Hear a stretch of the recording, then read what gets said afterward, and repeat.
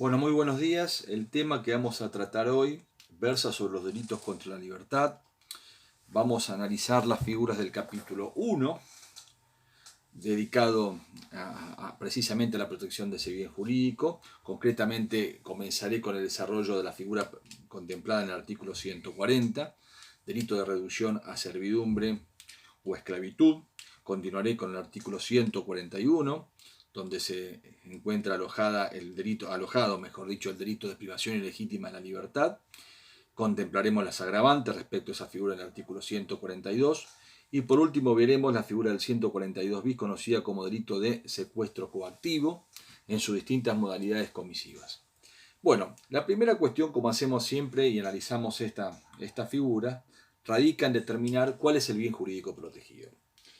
Se dice delitos contra la libertad, pero fundamentalmente el bien jurídico protegido, libertad individual puntualmente, es un bien jurídico muy amplio que tiene varias aristas, que tienen diferentes aspectos, que son protegidos en las distintas figuras que vamos a analizar a continuación. Es decir, la libertad es algo inherente al hombre. No se puede concebir desde una concepción, si se quiere, tildada de naturalista, a un hombre sin su libertad. El hombre nace libre, se desenvuelve libre y eventualmente muere en estado de libertad. Con lo cual, podemos hablar de que la libertad individual, como algo inherente al hombre, es una categoría prejurídica y que el derecho lo que está haciendo de alguna manera es reconocer a algo que es innato al ser humano por la simple condición de serlo. De manera tal de que la libertad no es un valor construido normativamente, sino es un valor o es un interés digno de tutela, protegido normativamente a partir del reconocimiento de su existencia como categoría prejurídica. Podemos decir también que la libertad tiene tanta importancia que inclusive en nuestro texto constitucional, fíjense ustedes en el preámbulo, se habla de asegurar los beneficios de la libertad para nosotros y para nuestra posteridad y para todos los hombres del mundo que quieran habitar el suelo argentino. Es decir, que desde el amanecer mismo de nuestro texto magno se le reconoce a la libertad un lugar de jerarquía, una entronización merecida por cierto. Lo que se protege en los delitos que estamos analizando, que vamos a analizar ahora, son los derechos que emergen del reconocimiento de la libertad individual del sujeto. Pero podemos decir de que la libertad es un bien jurídico mucho más amplio que simplemente algunos aspectos de la libertad. Por supuesto que en las figuras que abordaremos a continuación se protege la libertad ambulatoria y dentro de ella la libertad locomotiva, ¿no es cierto? Se protege la dignidad de la persona, la consideración y el trato de la misma como un ser intrínsecamente libre y no sometido al señorío de un tercero, los delitos vinculados a la evitación de la intromisión de injerencias arbitrarias en el ejercicio de la libertad y elencos de delitos que tengan que ver con la participación de funcionarios públicos.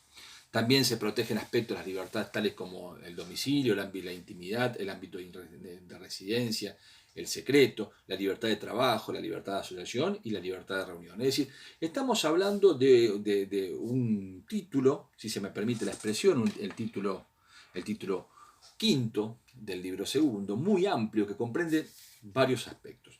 Pero centrándonos en el tema de la libertad, ¿cómo podríamos definir a la libertad?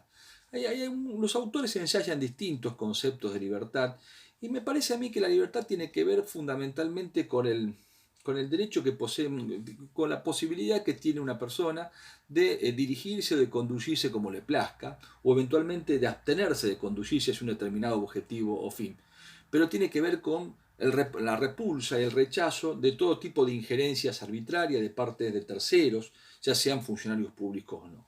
Es decir, que la libertad tiene que ver con el ejercicio de la voluntad, con la posibilidad de autodeterminarse, con la posibilidad de conducirse conforme a objetivos que uno mismo se fija. Por supuesto que la libertad bajo ningún punto de vista constituye un derecho absoluto. Nuestra Constitución Nacional tiene varias disposiciones vinculadas a la libertad y que tienen que ver con la gama de delitos que estamos analizando.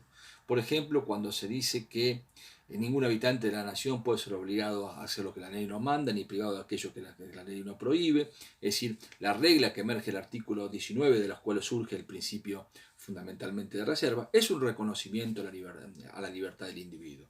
Lo mismo que el elenco de derechos reconocidos en los artículos 14 de la Constitución y 14 bis, donde se habla de los derechos de los habitantes conforme a las leyes que reglamentan su ejercicio, lo cual indica fundamentalmente de que no hay ningún derecho absoluto, sino que el límite de los derechos de un sujeto se encuentra en el ejercicio de los derechos por parte de un tercero o por cuestiones vinculadas al interés superior, muchos de cuyos aspectos vamos a tratar en el desarrollo de la presente exposición. Pero no hay ninguna duda que la libertad es un derecho innato al ser humano. Fíjense, por ejemplo, que su reconocimiento como tal no solamente está en nuestra Constitución Nacional, sino también en los tratados internacionales de derechos humanos, enumerados en el artículo 75, inciso 22, por ejemplo, me viene a la memoria la Convención Americana de los Derechos Humanos, donde se dice que toda persona tiene derecho a la vida, a la libertad y a su seguridad.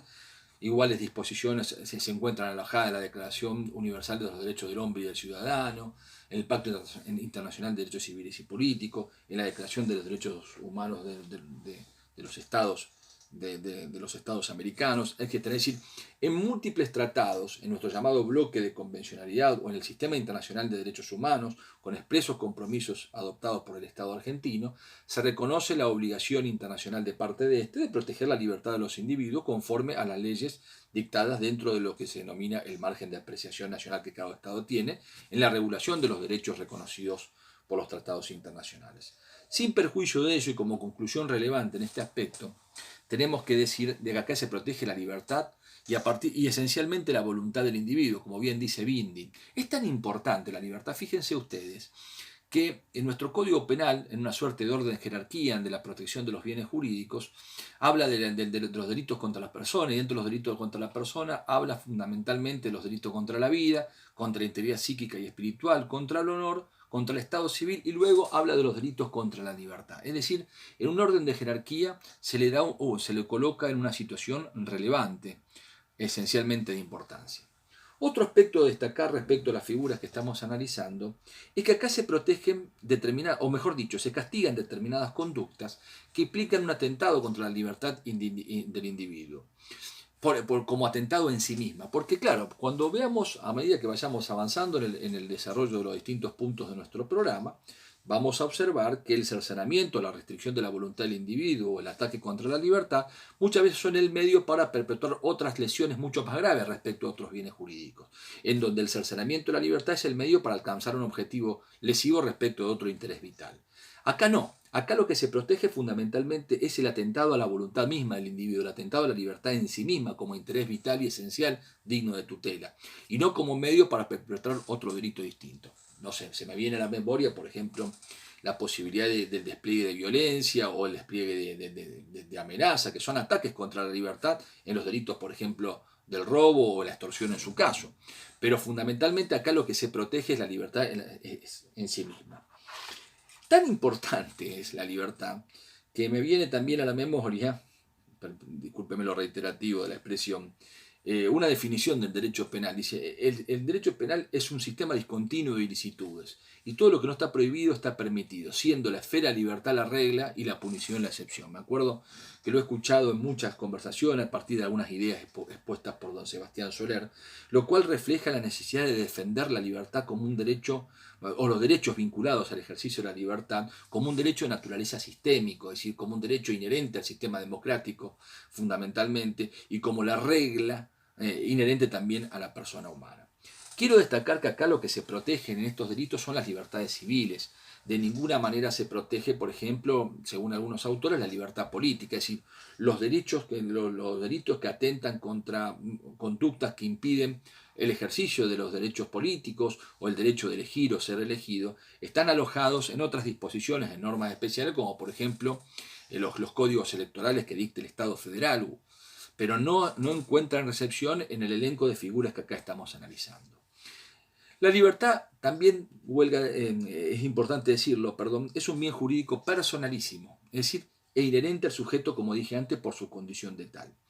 En algunos aspectos es disponible, con los cuales se excluye la tipicidad de la conducta, pero cuando el atentado contra la libertad, vamos a ver más adelante, se traduce en una forma de explotación por parte del tercero respecto del sujeto pasivo, el consentimiento, en función de compromisos internacionales asumidos por el Estado argentino y leyes dictadas en consecuencia, carece esencialmente de relevancia. Entonces, la regla de que el consentimiento excluye la tipicidad es una regla relativa para analizar esta gama de delitos, porque aquellos atentados contra la libertad que se traduzcan en el ejercicio de una explotación respecto del individuo por ejemplo en figuras tales como la reducción a esclavitud o servidumbre, carece de relevancia, con lo cual la regla que todos hemos aprendido cuando abordamos el estudio de los delitos contra la libertad, respecto de que estos eran delitos, que este era un interés esencialmente renunciable o disponible por parte del titular del mismo, ahora no es tan así en función de la irrupción en nuestro sistema jurídico de leyes que castigan con extrema dureza toda forma de explotación del hombre por el hombre. En consecuencia, el consentimiento ya no tiene la significancia jurídica que se le daba en antaño. En conclusión, entonces, estamos hablando de un bien jurídico de importancia mayúscula y cuya protección implica también la tutela del ejercicio de derechos de raíz sistémica o inherente al sistema democrático.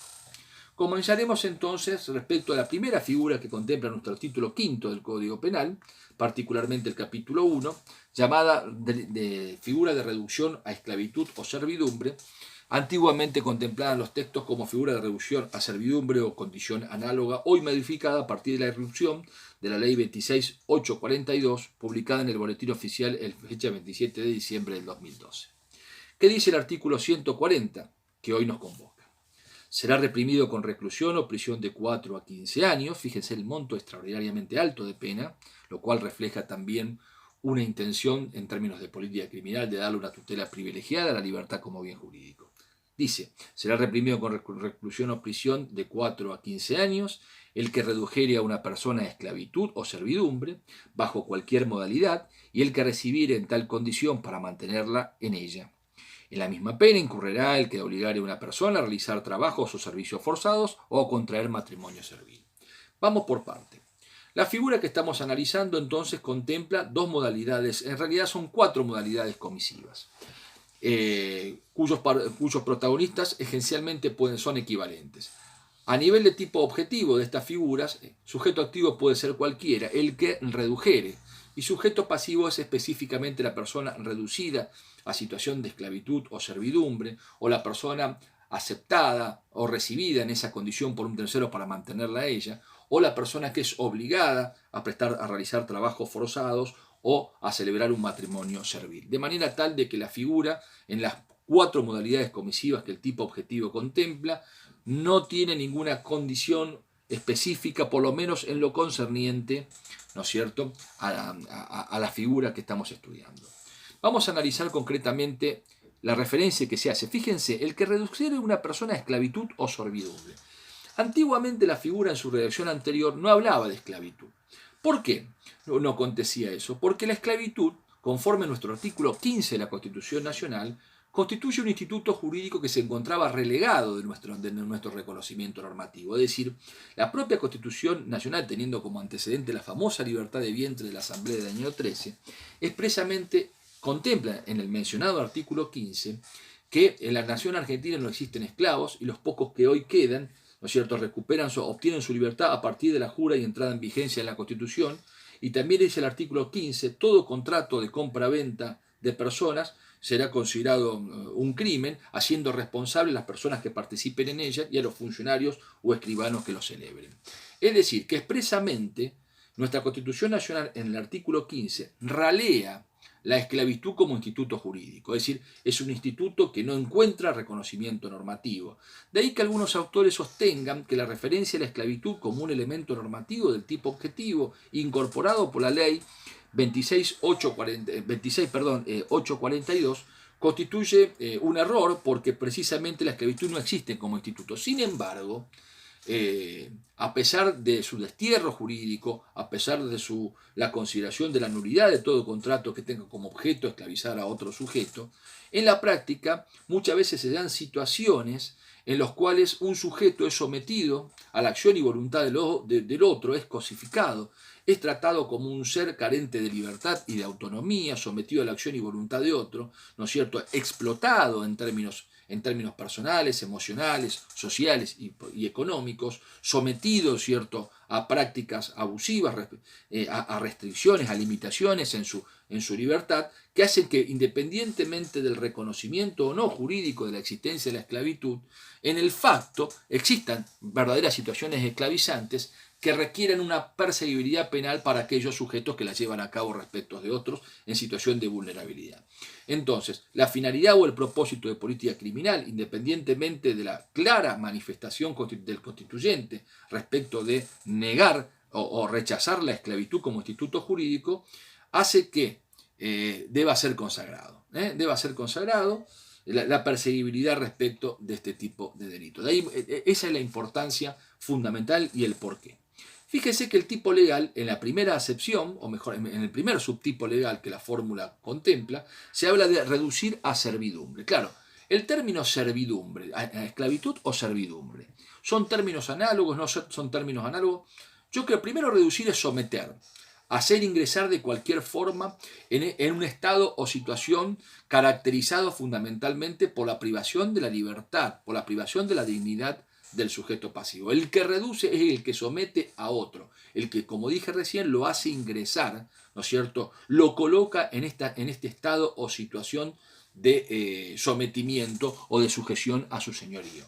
Técnicamente, esclavitud y servidumbre no son lo mismo, porque si uno va a la acepción semántica de ambos términos, como dije recién, la esclavitud es un instituto que, si bien está rechazado por nuestro sistema jurídico, si uno tiene que ensayar una definición, tomando en cuenta como su reconocimiento en antiguas legislaciones, la esclavitud tiene que ver con el ejercicio de un derecho de propiedad o de un derecho de un dominio de una persona humana o de una asociación o corporación respecto de otra persona. Efectivamente, el sujeto, existía un propietario y el sujeto era tratado como si fuese esencialmente una cosa respecto de la cual yo tengo un derecho de dominio o el titular tiene un derecho de dominio.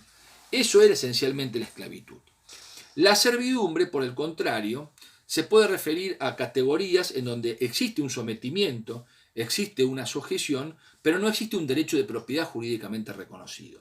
Es decir, en el facto las consecuencias son las mismas. El sujeto es, como dije recién, tratado como una cosa, cosificado, es decir, privado absolutamente de su autodeterminación, de su voluntad, de la capacidad de conducirse libremente y sujeto de alguna manera al señorío y al designio de otro. Esto se puede traducir, por ejemplo, en situaciones de restricción a su libertad ambulatoria, ¿no es cierto?, obligación de permanecer en determinados ámbitos, tratamiento indecoroso, indigno, ausencia de descanso, es decir, es el otro el que decide la vida sobre el sujeto cosificado, por así decirlo, pero no hay un reconocimiento jurídico.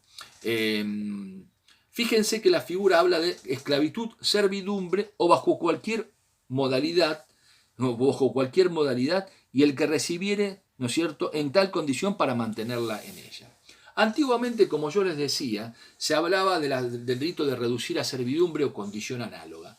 Y el término condición análoga, que estaba inserto en la anterior redacción del artículo 140, había dado lugar a una rica discusión en el plano de la doctrina respecto de qué se entendía por condición análoga. Y bajo esa expresión se abarcaba toda forma de sometimiento, de sujeción, de explotación y de supresión de la voluntad de un sujeto que pasa a estar controlada y dominada por la voluntad de otro. Y se daban como ejemplo determinadas categorías, como la vieja categoría de los siervos de la gleba, propia de la Edad Media, o situaciones como, por ejemplo, aquellas que Creus citaba en su obra, daba el ejemplo de un niño que era obligado a dormir, ¿no es cierto?, en el corral o en la parte de atrás de un establecimiento agropecuario, que comía de las sobras, que se lo dejaba salir solamente en determinadas horas, que si bien no se lo hacía trabajar, se lo colocaba en una categoría similar a la de un animal, ¿no es cierto? O el caso que citaba un padre en su libro de determinados niños que eran explotados como menores para realizar trabajos bajo los designios y bajo el abuso proveniente de terceros, formas que hoy están raliadas por la Convención de los Derechos del Niño. Pero siempre había una discusión que se entiende por qué se entendía, mejor dicho, por condición análoga. Ahora el código, el tipo objetivo, habla de reducir a esclavitud, servidumbre o bajo cualquier modalidad. Se refiere a cualquier forma que debe ser analizada en el caso concreto, que implique la restricción o la privación de la libertad o la supresión intensa de la misma respecto de un individuo por parte de otro. Entonces hay que analizar el marco de relación, la forma en que el vínculo se establece, ¿no es cierto?, si existe explotación o no, si existe supresión de la voluntad o no, si existe una relación estrecha entre el sujeto activo y el sujeto pasivo que pueda ser equiparada, que pueda ser considerada en estos términos. Es decir, el giro que utiliza el tipo legal permite catalogar, ¿no es cierto?, o permite considerar como un estado o situación reprimida el ingreso a ese estado, ¿no es cierto?, cuando tiene las características que yo les mencioné. Entonces, la primera modalidad comisiva, como yo le dije, es reducir. Reducir es una conducta positiva que consiste fundamentalmente en hacer ingresar en ese estado de esclavitud o servidumbre, esclavitud de hecho o servidumbre, o bajo una situación o bajo una modalidad similar a la misma a otra persona, que vendría a ser el sujeto pasivo. La segunda modalidad que el tipo objetivo contempla es el hecho de recibir. Es decir, acá el sujeto activo, acá el sujeto pasivo simplemente recibe, es decir, acepta, toma el control y el dominio de la voluntad de un sujeto que ya viene inmerso en estado de esclavitud, en estado de servidumbre o en una modalidad similar a ella. El sujeto lo recibe, lo toma. Pero cuidado, acá la figura tiene un elemento subjetivo característico, que podríamos decir que es un elemento subjetivo distinto del dolo, más allá de que luego analicemos el tipo subjetivo en cualquiera de estas modalidades. El sujeto lo recibe para mantenerlo, es decir, para que el sujeto pasivo continúe en ese estado de servidumbre, en ese estado de esclavitud o en una modalidad similar a la misma. Porque si la recepción de alguien que viene inmerso en esa situación es para, por ejemplo, liberarlo o para permitirle un desenvolvimiento físico y social pleno o para, por ejemplo, darle una suma de dinero o elegirlo, como dicen los autores, en heredero o en beneficiario, ¿no es cierto?, de una suma económica para darle amplitud de su desenvolvimiento, aquí no hay ningún tipo de inconveniente, fundamentalmente, y estamos hablando de una conducta atípica. Lo que la ley castiga es la recepción del sujeto pasivo en ese estado por parte del sujeto activo, pero este lo debe hacer con un propósito, con una ultraintención, con una finalidad que es mantenerlo. La tercera modalidad comisiva que el 140 contempla tiene que ver fundamentalmente con el obligar a otro a realizar trabajos forzados. Esta también fue una incorporación a partir de la ley 26.842, que no estaba prevista en la fórmula original del artículo 140, pero que tuvo como objetivo, en función de la ley de prohibición de explotación, de que una persona sea determinada por otra a realizar un trabajo forzado. ¿Cuándo estoy hablando de obligar a otro? Un sujeto obliga a otro a realizar un trabajo forzado cuando le impone tareas que son tareas absolutamente indignas, desproporcionadas, teniendo en cuenta la forma en que las mismas se realizan, el tiempo de duración, el nivel de disposición que esas tareas reclaman, las herramientas con las cuales se exige el cumplimiento de esa tarea. Un trabajo forzado es un trabajo que no se acepta voluntariamente, un trabajo que se realiza en condiciones indignas, teniendo en cuenta la forma de realización, el medio en el cual se realiza, ¿no es cierto?, y sobre todo, socialmente, las herramientas con las cuales ese trabajo es prestado. Hay trabajos forzados, hay trabajos que son absolutamente desgastantes para el sujeto que los realiza. Pero en tanto y en cuanto ese trabajo sea adecuadamente remunerado, se sujete a determinadas normas de higiene y seguridad y sea realizado en forma voluntaria por parte de quien lo presta, no hay ningún inconveniente. El problema es cuando se obliga a otro a practicar un trabajo en las condiciones que yo he descrito, que implica una explotación esencialmente del mismo. Y por eso se dice que en estos casos el consentimiento es esencialmente irrelevante. La tercera forma es obligarlo a contraer matrimonio servil. ¿Qué significa el matrimonio servil? ¿A qué apunta? También a ralear, a reprimir determinadas prácticas muy habituales que consistían en obligar a una persona, esencialmente las destinatarias de este tipo de prácticas absolutamente indignas, por cierto, eran mujeres quienes eran obligadas a contraer matrimonio, a quienes se les restringía la libertad de decidir con quién celebrar ese matrimonio, pero con un objetivo posterior, cuál es que la mujer, una vez que adquirió el estado de cónyuge, se dedique única y exclusivamente a servirlo al marido. Es decir, se consideraba el matrimonio como el paraguas, como el ropaje, a través del cual se escudaba una relación también de servidumbre de parte de la mujer respecto de su cónyuge. Acá no había ni igualdad de trato, no había derechos y obligaciones recíprocas, sino que habría una sumisión absoluta de parte de la mujer respecto con el marido. A eso apunta, mejor dicho, el castigo de la figura. Esto es muy habitual en determinadas comunidades alejadas de centros urbanos, en donde las ideas de igualdad de género, de tratamiento igualitario del hombre con la mujer, todavía no están arraigadas, a pesar de la vigencia de normas internas de nuestro derecho que imponen eso. Entonces el objetivo ¿cuál es? Es evitar de que el matrimonio sea utilizado como el escudo, como el paraguas, para ocultar verdaderas relaciones de servidumbre. Algunos autores han criticado la referencia tanto a obligar a prestar a realizar trabajos forzados como a contraer un matrimonio servil, porque sostienen que ambas expresiones, ambos elementos normativos del tipo objetivo, tendrían su reconocimiento en la reducción a servidumbre o en las formas o en la expresión bajo cualquier otra modalidad que el tipo objetivo contempla. Pero sin embargo, para reafirmar el carácter repudiable de este tipo de práctica, el legislador, en una técnica que puede ser controvertida, ha optado por darle un reconocimiento expreso. Entonces, concluyendo el aspecto del artículo 140, sujeto activo y sujeto pasivo puede ser cualquier persona y contempla 4 modalidades comisivas: reducir a esclavitud, servidumbre o bajo una modalidad similar a las mismas, recibir a una persona en esos estados jurídicos para mantenerla, obligar a otro a realizar trabajo forzado o, ¿no es cierto?, o a contraer matrimonio servil. El delito se perfecciona esencialmente en la actividad que implica la actividad de reducir, ¿no es cierto? Un sujeto reduce cuando realiza determinados actos que pueden implicar el ingreso del sujeto pasivo a ese estado de servidumbre que yo los mencioné, pero también se consuma con la simple aceptación de un sujeto en dicha situación para mantenerlo en la misma, o en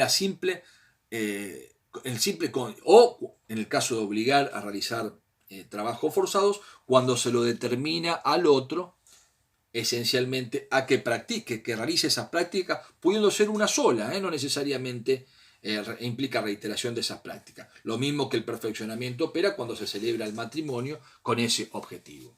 A nivel de tipicidad subjetiva, la figura del artículo 140 establece un dolo directo, el conocimiento por parte del autor de que está llevando a cabo una práctica que implique el sometimiento del sujeto pasivo a su señorío, o que está recibiendo a alguien fundamentalmente inmerso en ese marco de situación, o que el trabajo que le está dando es un trabajo no voluntario, no proporcionado, indigno, desprovisto de reglas de consideración al otro como un sujeto libre, o que está celebrando un matrimonio con un objetivo. Generalmente estas figuras, sobre todo cuando introducen expresiones como para mantenerlo, se muestran incompatibles con la existencia de un dolo eventual, requiriendo la existencia de un dolo directo. La segunda figura que nos interesa tratar se encuentra alojada en el artículo 141 del Código Penal y prevé y se conoce con el nombre de privación ilegítima de la libertad. Dice el 141: será reprimido con prisión o reclusión de 6 meses a 3 años el que ilegalmente privare a otro de su libertad personal. Esta figura tiene como objetivo esencial proteger la libertad civil del sujeto, pero dentro de la libertad civil un aspecto de la misma, que es la libertad de movimiento y particularmente la libertad ambulatoria en su esencia.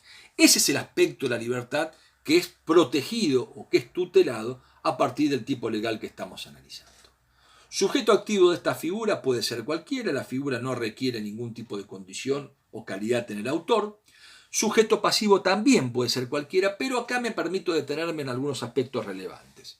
Algunos autores establecen como condición ineludible para ser sujeto pasivo a este delito que la persona tenga capacidad de autodeterminarse, es decir, que tenga aptitud de dirigir, ¿no es cierto?, sus comportamientos en forma libre, conforme su antojo, es decir, que tenga lo que se llama aptitud de autodeterminación y aptitud de voluntad.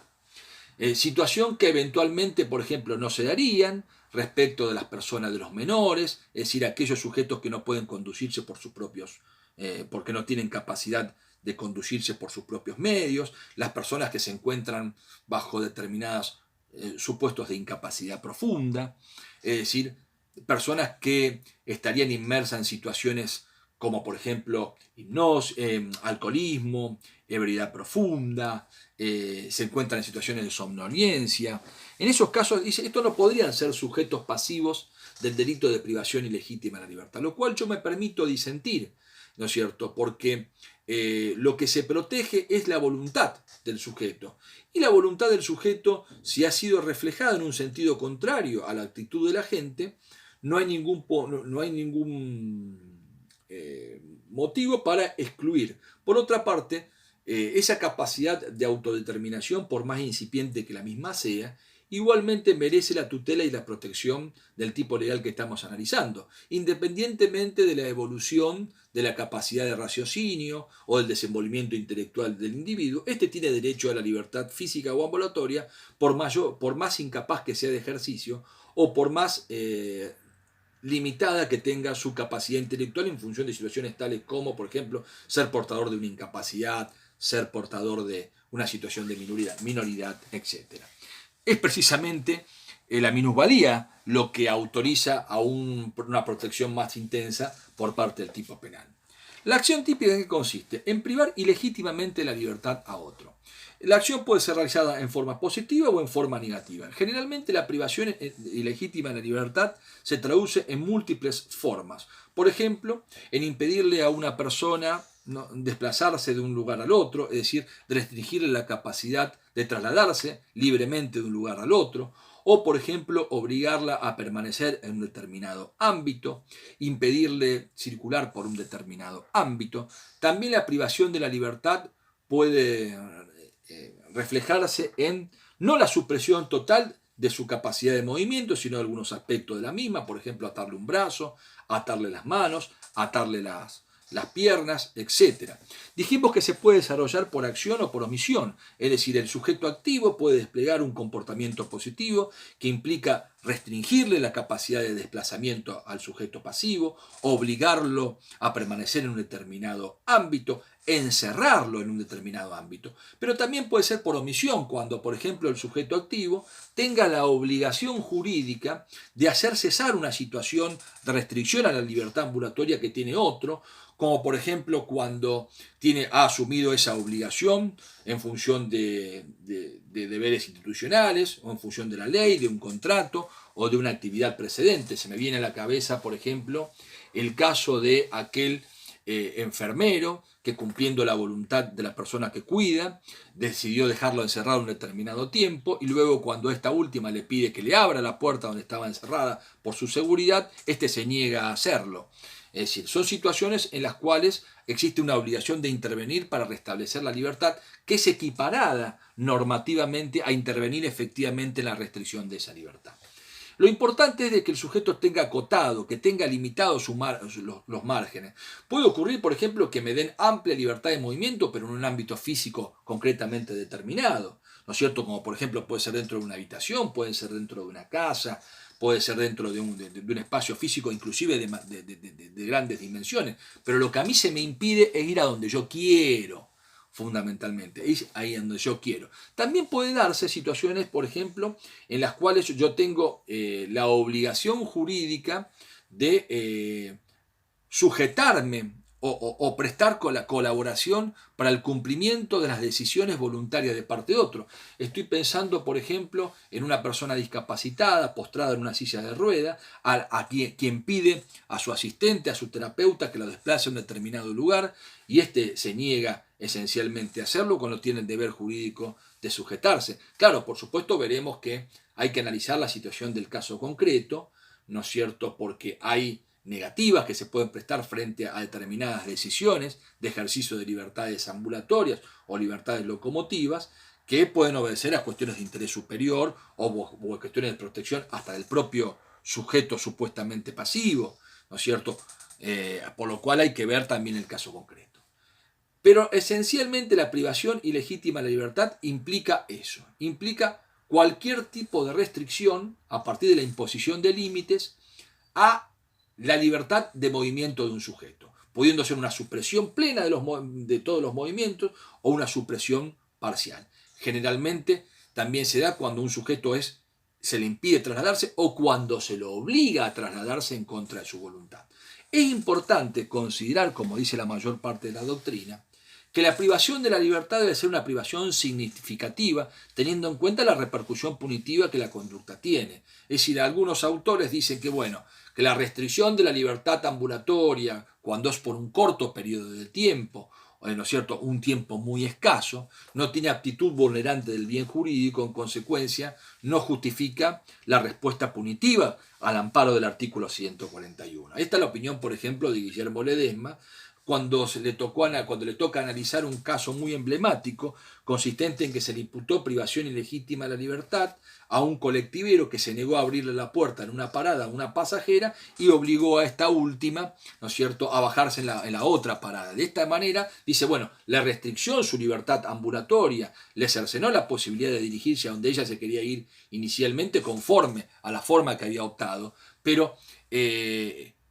la insignificancia en cuanto al daño a esa libertad no amerita la puesta en marcha del arsenal punitivo del Estado. Entonces hay que tener en cuenta la situación.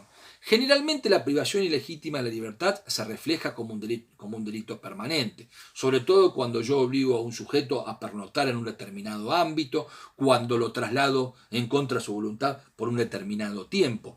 Ese tiempo, o sea, el lapso en el cual se ejecuta ese traslado en contra de la voluntad o se obliga al sujeto pasivo a permanecer en ese ámbito, es una renovación de la propuesta criminal que hace que este delito sea un reflejo o una manifestación de la categoría de los delitos permanentes.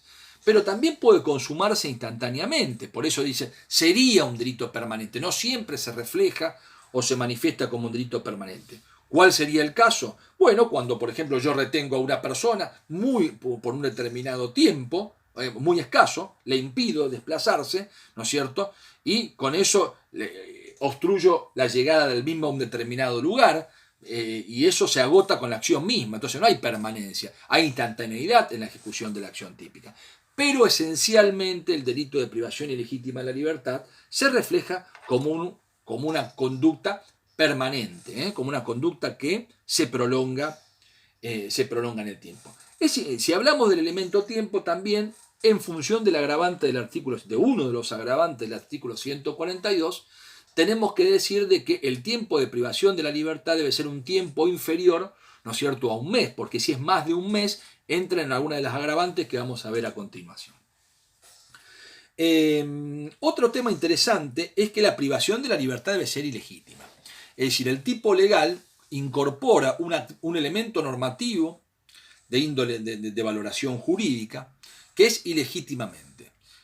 Acá se ve claramente lo que Luis Jiménez de Azúa llamaba los elementos normativos vinculados al juicio de antijuricidad, a los que él definía como impaciencias del legislador, que reflejan que la acción de privación de la libertad, o que reclaman que la acción de privación de la libertad sea una acción ejecutada por el agente sin ningún tipo de permiso, sin ningún tipo de justificante o sin ningún tipo de derecho. Es decir, son situaciones en las cuales el sujeto activo no tenga un derecho, no tenga una facultad para restringir la libertad ambulatoria o locomotiva del otro, o eventualmente no exista una autorización normativa para que opere eso. ¿Y cuándo se darían estas situaciones? Cuando, por ejemplo, existe un legítimo ejercicio de un derecho por parte del otro, como por ejemplo determinadas restricciones o privaciones de la libertad que ejecutan los padres respecto a los hijos menores, con un propósito de preservación y de corrección de los mismos, inclusive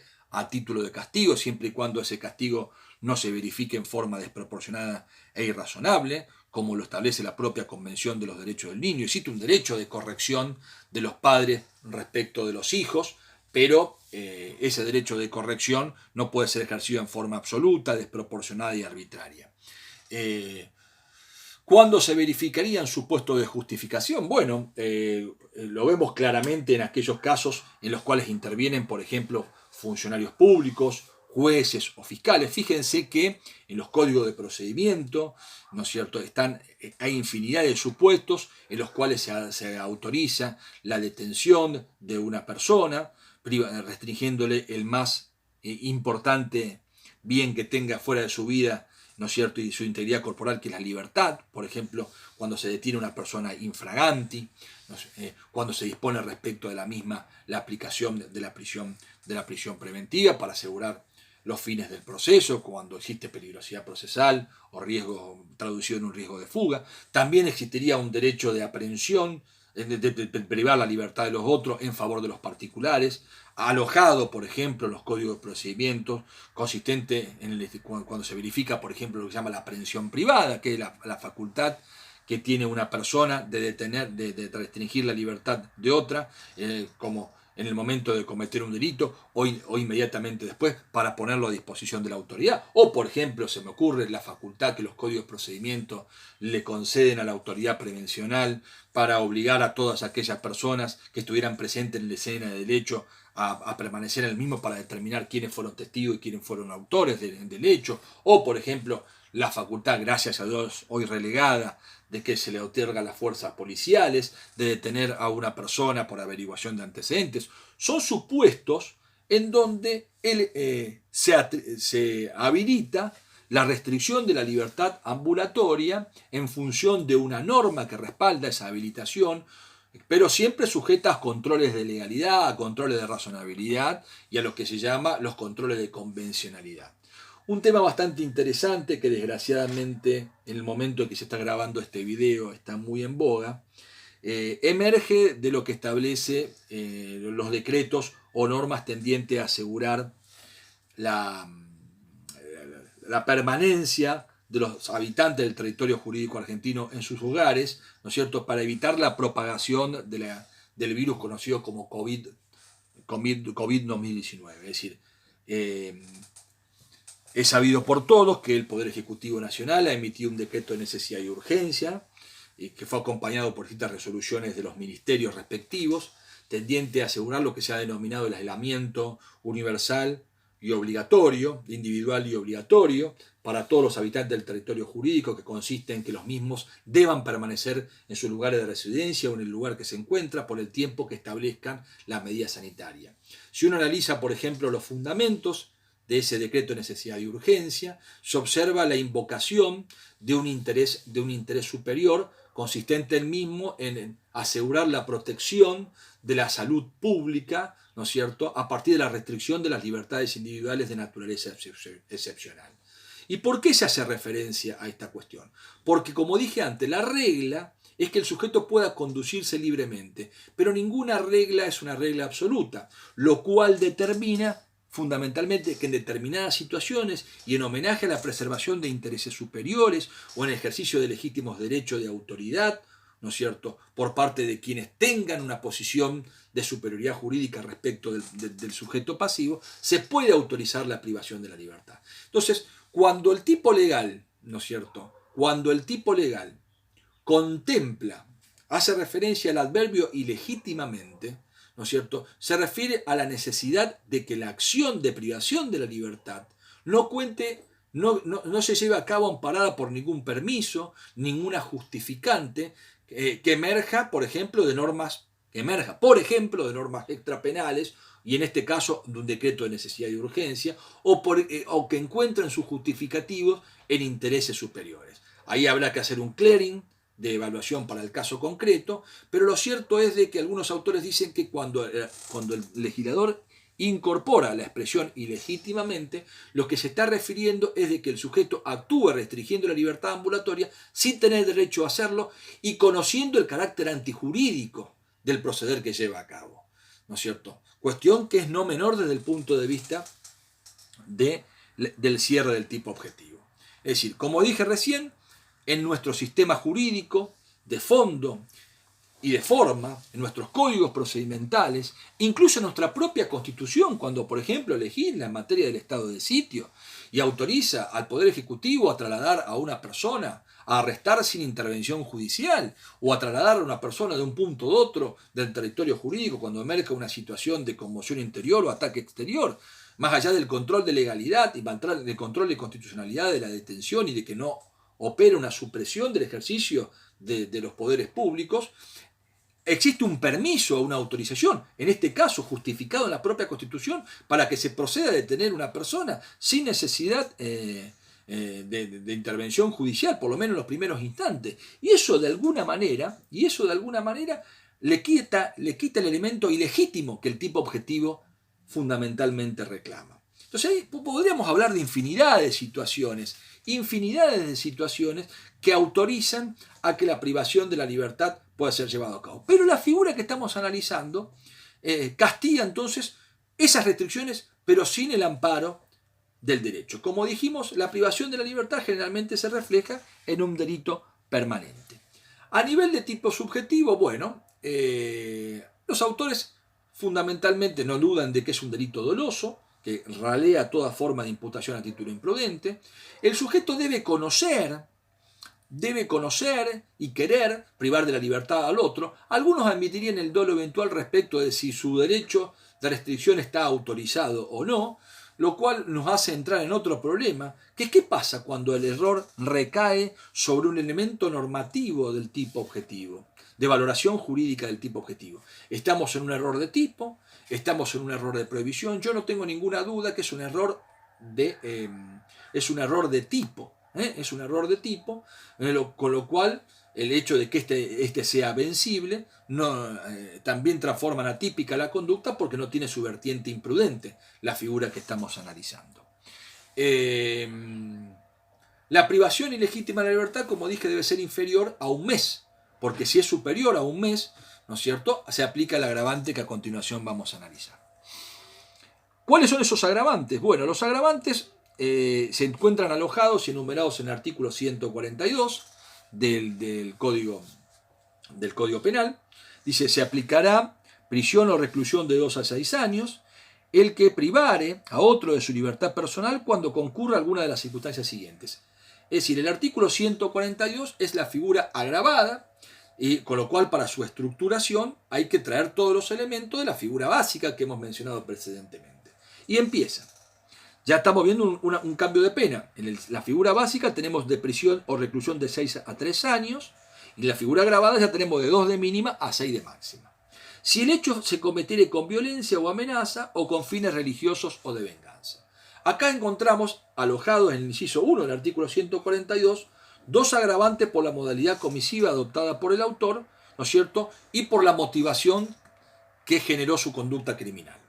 Cuando el tipo legal nos habla de violencia, sin ninguna duda estamos hablando del despliegue de una fuerza física dirigida a vencer una resistencia, es decir, cuando la privación de la libertad se traduce en un ataque físico respecto del sujeto pasivo. Este concepto de violencia, que es esencialmente la vis absoluta, comprende, en función del artículo 77 del Código Penal, el uso de medios hipnóticos o narcóticos. Cuando hablamos de amenaza, nos estamos refiriendo al anuncio de un mal grave o inminente, injusto, sobre el propio sujeto pasivo o sobre un tercero, pero con capacidad, ¿no es cierto?, para determinarlo. En este caso estamos hablando de un despliegue que afecta la psicología del individuo y no su capacidad de resistencia física. El tipo legal también nos habla de fines religiosos o de venganza. Bueno, esencialmente en esta figura, cuando hablamos del agravante, es el propósito religioso el que motiva o determina, o como diría Zaffaroni, el desde dónde surge, ¿no es cierto?, la acción privativa de la libertad. Y el ejemplo puede ser muy variado. puede ser, por ejemplo, restringir la libertad a una persona para que se pliegue a un determinado culto, reconocido o no en el Estado, privarle la libertad de una persona para que sea adoctrinado respecto a las ideas de determinado culto, ¿no es cierto? Por supuesto, sin su consentimiento. Privar la libertad de una persona para que no pueda predicar determinado dogma religioso, para que, por ejemplo, un sacerdote para que no pueda dar misa, un rabino para que no pueda intervenir en una ceremonia religiosa. Se me ocurre, por ejemplo, la privación de la libertad de un imprentero para que no pueda imprimir, valga el juego de palabra, la Biblia o un folleto religioso para la difusión de las ideas de un determinado culto, etc. Pueden ser múltiples las variables, no necesariamente tiene que ser un culto reconocido por el Estado. Lo importante es que la motivación de la gente en este caso sea restringir la libertad religiosa del otro. Eso es lo que mueve el accionar de la gente. El otro supuesto que contempla el inciso primero es la venganza. La venganza también es un elemento motivacional en donde la acción privativa de la libertad viene determinada o viene generada como una reacción respecto de un supuesto mal perpetrado por el otro, más allá de que el mal inferido por el otro, a quien se le priva de la libertad, sea real o no. El sujeto ejecuta la acción de restricción de la libertad ambulatoria y lo hace determinado con un fin de compensación o una suerte de resentimiento, entre comillas, por el mal que otro le provocó. Ese es el ánimo que motiva el accionar de la gente. Por supuesto, ¿no es cierto?, todo esto debe ser probado en el caso concreto. El segundo inciso del artículo 142 habla si el hecho se cometiere en la persona de un ascendiente, de un hermano, del cónyuge o de otro individuo a quien se le deba respeto particular. Bueno, fíjense, ¿no?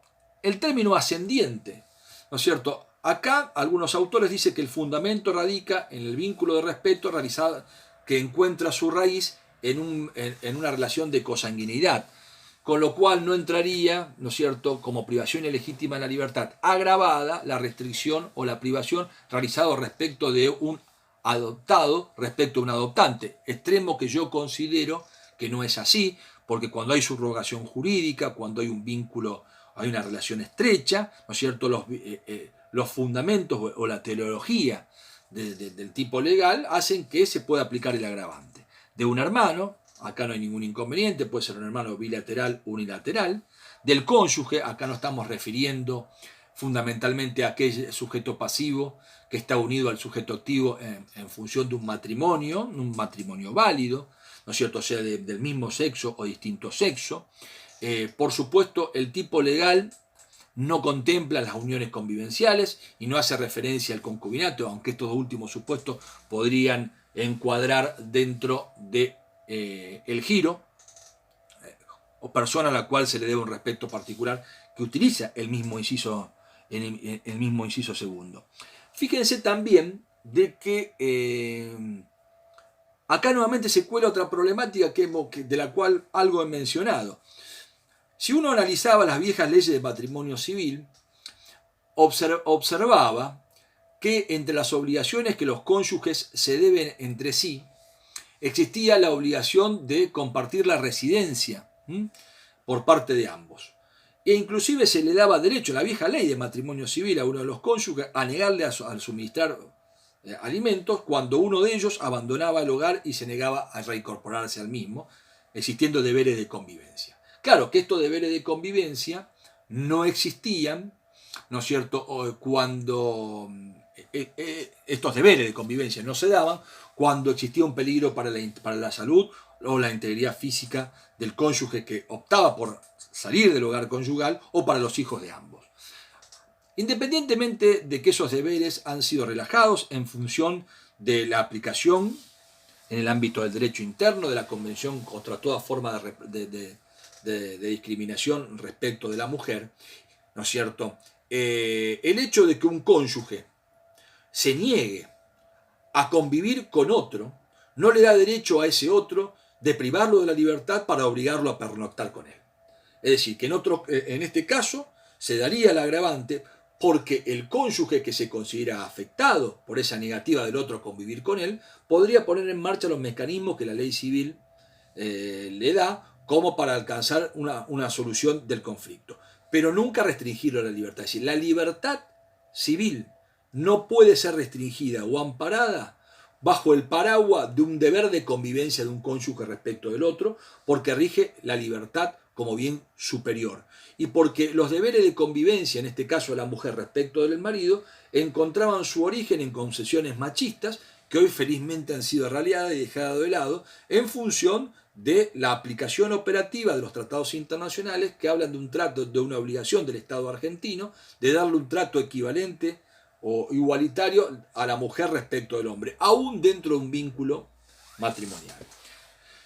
El tipo legal también habla, ¿no es cierto?, o de otro individuo a quien se le deba respeto particular. La expresión inserta en la fórmula legal del inciso 2 de la última expresión inserta en la fórmula legal del artículo 142, inciso 2, desde mi punto de vista me parece ser una expresión bastante insuficiente. Mejor dicho, más que insuficiente, imprecisa en términos del deber que tiene el legislador de respetar el principio de máxima taxatividad y precisión terminológica. ¿A qué se refiere con la expresión que se deba un respeto particular? Es decir, respeto particular, como siempre yo le digo a mis alumnos, nos debemos todos, por la simple condición de ser un ser único, irrepetible e individual, ¿no es cierto? Pero el telos de la ley, el fin o el propósito del legislador es castigar con mayor dureza aquellas conductas de privación de la libertad que se realizan respecto de sujetos con los cuales existan deberes, expectativas normativas de asistencia, de cuidado, ¿no es cierto?, y de respeto recíproco.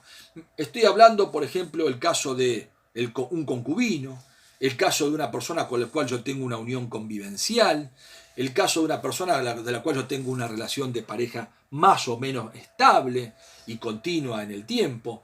El caso, por ejemplo, del vínculo que puede tener un sujeto con un guardador, con un curador, respecto de una persona incapaz, o la cual yo haya asumido contractualmente específicos deberes de cuidado y de protección que me hace que deba darle un tratamiento privilegiado. Es decir, acá no podemos hablar de reglas absolutas, de reglas abstractas, tenemos que ver el caso concreto, pudiendo incluirse dentro de los supuestos que estamos analizando aquellos casos en donde existe una comunidad de peligro, una comunidad de vida donde hay, como dije recién, expectativas recíprocas de asistencia que se justifican en deberes de cuidado y de custodia que ambos sujetos o quienes forman esa comunidad se deben entre sí. Entonces me parece perfecto que uno pueda incluir esos casos. Fíjense también, es interesante esto, que no se habla de descendiente.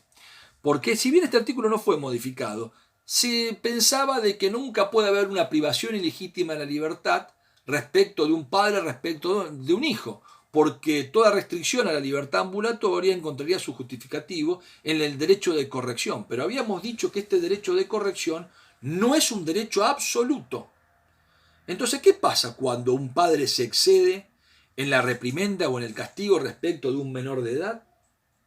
Respecto de un menor de edad que tenga bajo su cuidado, y ese castigo es irrazonable, es desproporcionado. El hecho, por ejemplo, de impedirle hacer uso de un juego electrónico, de una computadora, o que permanezca un pequeño tiempo en su piensa, como se dice en la jerga cotidiana, para que reflexione, entraría dentro de los límites de tolerancia jurídica. El problema se presenta cuando se lo obliga a pernoctar durante un mes, una semana. ¿Podríamos hablar de una privación ilegítima de la libertad agravada respecto de una persona a la cual se le da un respeto particular? Bueno, yo ahí entro a analizar varias cuestiones. Una, que el derecho penal es de última ratio y de mínima intervención, con lo cual me parece que aplicarle el agravante a un padre respecto de un hijo por una circunstancia de esas características, hay que ver las costumbres culturales, la tolerancia social respecto a ese tipo de comportamientos, etc. Porque hay un derecho de corrección, pero el derecho de corrección, ¿no es cierto?, cuando se ejerce abusivamente es antijurídico. A mí me parecería que no habría que aplicar el agravante, estoy pensando en voz alta, sino que eventualmente habría que analizar, y digo eventualmente porque habría que ver la cuestión coyuntural, si hay una privación de la libertad al amparo de la figura básica, pero nunca de la figura agravada, porque el telos de la ley es apuntar al respeto que pueden tener determinados sujetos entre sí en función de vínculos de autoridad, esencialmente, o contractuales según el caso. Pero es para pensarlo, ¿no?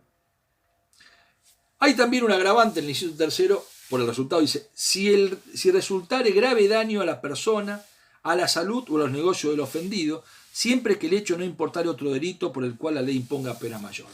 Bueno, el tema grave daño a la persona, algunos autores como Bonpadre hacen referencia a cualquier tipo de daño emergente de la privación de la libertad, es decir, que surja de la misma, sobre algún tipo de bien jurídico de importancia relativa para el sujeto, sobre el honor, sobre esencialmente el honor, o sobre su integridad física o su integridad psíquica. Pero fíjese que el tipo legal habla de grave daño, ¿no es cierto?, a la salud. Y el grave daño a la salud se está refiriendo a la intangibilidad psíquica, física y espiritual. Ahora, cuando hablamos de grave daño a la salud, nos estamos refiriendo a las lesiones graves y gravísimas, los artículos 90 y 91. Durante gran parte del tiempo, la doctrina consideraba a este resultado como un resultado preterintencional. Sin embargo, interpretando la última expresión inserta en el inciso, que dice, siempre que el hecho no importa el otro daño por el cual la ley impone pena mayor, ¿no es cierto?, algunos autores dicen que este agravante se aplica cuando, como consecuencia de la acción privativa de la libertad, en términos de causalidad objetiva, derive solamente una lesión grave, pero no una lesión leve. ¿Por qué? Gravísima. ¿Por qué?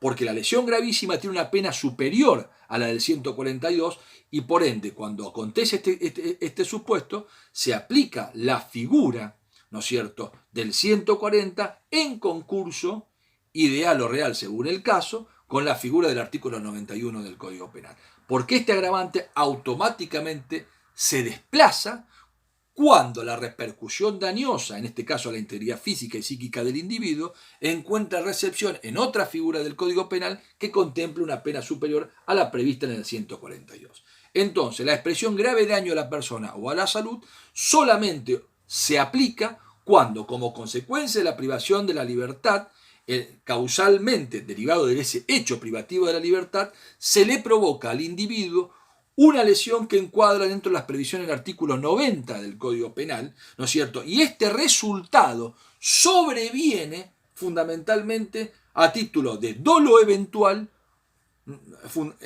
y a título de dolo eventual, porque si sobreviene a título de culpa, podemos hablar de una responsabilidad en términos de concurso entre esta figura, entre la figura del 141 y las figuras de las lesiones del artículo 94 del Código Penal. Dice también en el inciso 4 del 142, si el hecho se cometiere simulando autoridad pública u orden de autoridad pública. Vamos por partes.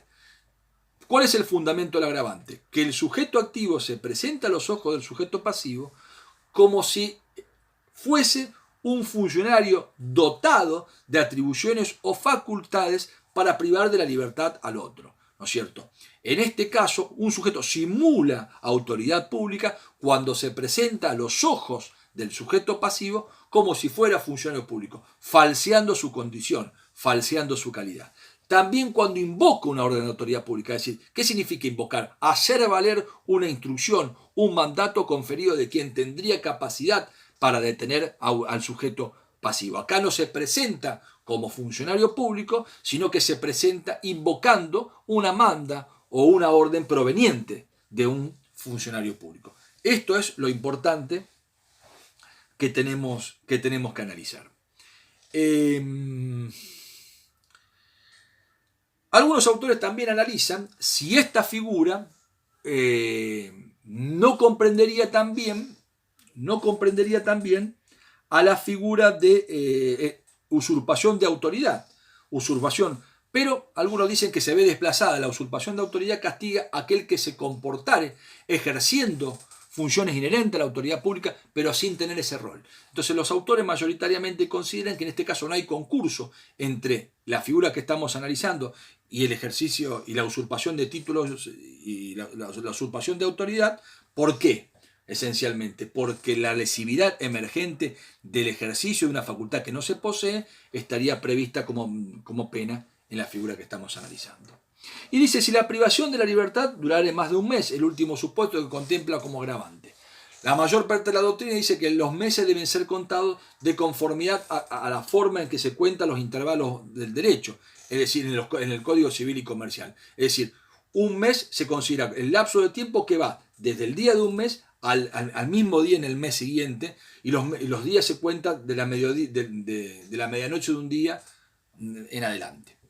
Sin embargo, otros autores dicen, no, esto es injusto. Lo importante es que haya transcurrido esencialmente un mes en términos equivalentes, un plazo de 30 días, no un mes. A mí me cierra mucho más la primera postura. Bueno, en estos casos, por supuesto a nivel subjetivo, debe conocerse el marco de circunstancias y admitirían el dolo directo gran parte de ellos, admitiéndose el dolo eventual, por ejemplo, respecto a determinadas agravantes en algunos supuestos, por ejemplo, cuando se duda respecto del vínculo que se tiene con el sujeto pasivo, en algunos supuestos, pero esencialmente las agravantes son por dolo eventual. Vamos a analizar ahora la figura del artículo 142 bis. Dice que según algunos autores, es una modalidad agravada de la privación ilegítima de la libertad, mientras que otros dicen que esta figura ha sido, por la modalidad comisiva que detenta, no constituye una forma específica de privación ilegítima de la libertad, sino un delito autónomo, ¿no es cierto?, que responde a una historia legislativa en nuestro país. Dice el artículo 142 bis. Tiene varios aspectos, así que vamos a ir descomponiéndolo para que se vaya entendiendo. Se impondrá prisión o reclusión de 5 a 15 años el que sustrajere, retuviere u ocultare a una persona con el fin de obligar a la víctima o a un tercero a hacer, no hacer o a tolerar algo contra su voluntad. Si el autor lograre su propósito, el mínimo de la pena se elevará a 8 años. Vamos por parte. Esta figura ha sido conocida con el nombre de secuestro coactivo. Refleja un incremento de pena muy grande a partir de su incorporación como consecuencia de las legislaciones realizadas por las famosas leyes Bloomberg. Se incorporó en fecha 20 de junio de 2003 a través de la sanción de la ley 25.742, es decir, la incorporación de esta figura que tiene un tipo legal muy similar bajo el ropaje del denominado secuestro extorsivo, respondió a la necesidad de castigar con mayor dureza un fenómeno que era muy habitual, ¿no es cierto?, en esos tiempos en nuestro país, que consistía en el secuestro de personas para sacar rescate, protagonizado por bandas criminales integradas mayormente por sujetos que habían sido exonerados de la Fuerza de Seguridad en la provincia de Buenos Aires. Entonces el legislador, frente a esa situación, ¿no es cierto?, que tuvo como expresión la muerte del niño de Axel Bloomberg, ¿no es cierto?, que originó un gran movimiento de la opinión pública en función de incrementar el monto de la pena. Esto motivó una reacción por parte del Poder Legislativo que se tradujo en un incremento punitivo. Es decir, que esta norma que estamos analizando es otro de los injertos que ha tenido nuestro Código Penal en función de respuestas coyunturales, no del todo eficaces, por cierto, respecto a determinados problemas concretos que padece nuestro país. Es decir, frente a un hecho que genera una situación de conmoción pública, en vez de prevenir el delito, se responde, ¿no es cierto?, con el incremento del monto de la pena, como si el fin disuasorio pudiese eficazmente, si se quiere la expresión, prevenir el delito. Lo cierto es que esta ley esta norma fue la incorporación de esta disposición junto con otras, como el 41 ter del Código Penal, como las modificaciones respecto de la libertad condicional, etc., fueron muy criticadas porque rompió definitivamente lo último vestigio de la sistematicidad que nuestro Código Penal tenía. Pero vamos puntualmente a la figura. Estamos hablando entonces de una figura en donde la primera discusión que se plantea es si es una forma agravada de privación ilegítima de la libertad o por el contrario es un tipo penal autónomo. Fontán Balestra y Ledesma, su actualizador, lo consideran como una modalidad agravada por especialidad respecto de la figura básica. Y yo creo que en parte es así, porque el sujeto que secuestra, ¿no es cierto?, secuestra en la modalidad que vamos a describir ahora, de alguna manera priva de la libertad, pero priva de la libertad respecto de formas concretas y puntuales. Fíjense cómo dice el primer párrafo del 142. Fíjense, se impondrá prisión o reclusión de 5 a 15 años. El monto de la pena es elevadísimo, ¿sí? El que sustrajere, retuviere o ocultare a una persona con el fin de obligar a la víctima o a un tercero a hacer, no hacer o tolerar algo contra su voluntad. Sujeto activo a este delito para la modalidad básica, después vamos a ver la modalidad desagravada, ¿no? Puede ser cualquiera. Sujeto pasivo, bueno, acá dicen que si uno tiene en cuenta el bien jurídico afectado, es el que se sustrae, se lo retiene o se oculta, que puede ser el destinatario del compelimiento o este puede ser un tercero, a quien se le obliga a hacer, no hacer o tolerar algo en contra de su voluntad. Esto es importante también que lo tengamos en cuenta. ¿Qué significa sustraer? Sustrae a una persona, ¿no es cierto?, aquel que saca a alguien del lugar en el que se encuentra. Por supuesto que lo saca en contra de su voluntad. La sustracción implica también sacar y trasladar. Un sujeto que sustrae es alguien que quita al sujeto pasivo del lugar en el que se encuentra, que puede ser, por ejemplo, su domicilio, su empresa, el lugar donde voluntariamente él se encontraba. Retuviera. La retención también es una forma, ¿no es cierto?, de afectación a la libertad ambulatoria, consistente la misma en obligar al sujeto pasivo a permanecer en un determinado ámbito, aún en contra de su voluntad, por más de que ese ámbito tenga una amplitud física, en tanto y en cuanto existan determinados límites que restringen sus libertades de desplazamiento, esa implica una acción de retener. Retiene a aquel que obliga a otro a permanecer en un determinado ámbito. Ocultar. La acción de ocultamiento hace referencia a impedir que la persona que eventualmente ha sido sustraída, ¿no es cierto?, previamente, sea hallada por quienes los buscan, siendo familiares o, por ejemplo, la autoridad pública. Estas conductas pueden ser dadas en forma indistinta e inclusive una puede suceder a la otra. Primero se lo sustrae, se lo traslada y luego se lo oculta. Lo importante esencialmente es que se lo haga imbuido de un propósito o finalidad. El sujeto activo lo hace para obligar ¿a quién? Al propio privado de la libertad o a un tercero a hacer, no hacer o tolerar algo en contra de su voluntad. Es decir, el delito se caracteriza porque el sujeto activo obra imbuido por una ultra intención, por una ultra finalidad, por un propósito que puede alcanzarse o no, pero es lo que motiva su comportamiento. Es allá donde va en la búsqueda y lo que determina su comportamiento. Por eso esta figura no admite ni más ni menos que el dolo directo, siendo incompatible con el dolo eventual. ¿Cuál es la acción entonces? Sustraer, retener u ocultar a otro para obligarlo a hacer, no hacer o tolerar su voluntad. ¿Qué significa obligar a otro? Determinarlo, restringir su capacidad de voluntad en pro de un objetivo buscado.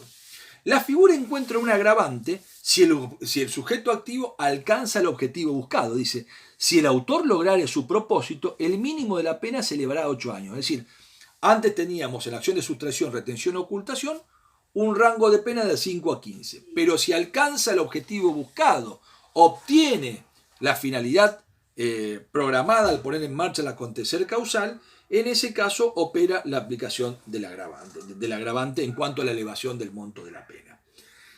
No confundir esta figura con el secuestro extorsivo. En el secuestro extorsivo, que es una figura de los delitos contra la propiedad alojada en el artículo 170, que tiene una redacción similar a la que estamos analizando, el sujeto sustrae, retiene u oculta a otra persona para sacar rescate. Que es el rescate, es el pago en dinero o en entrega de un bien a cambio de la libertad. Y ahí se incrementa también el monto de la pena si obtiene el rescate buscado. Acá son figuras similares pero no equivalentes. Una es el secuestro coactivo y otra es el secuestro extorsivo. El secuestro coactivo o el compelimiento, como le llaman algunos, está alojado en el artículo 142 bis. El secuestro extorsivo, que tiene una redacción similar, pero que hace referencia al rescate, está alojado en el artículo 170 del Código Penal.